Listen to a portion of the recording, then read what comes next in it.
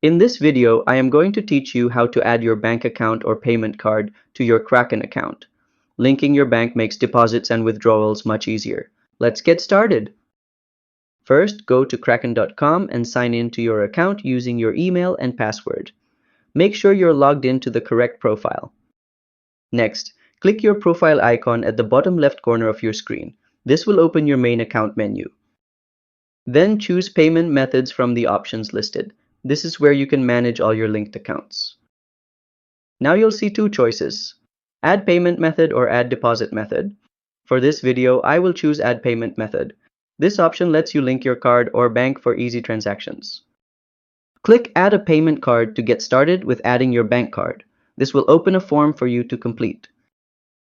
Finally, just fill up all the details of your card, double check everything is correct, then hit continue to finish the process. And that's how you add your bank account or card to Kraken.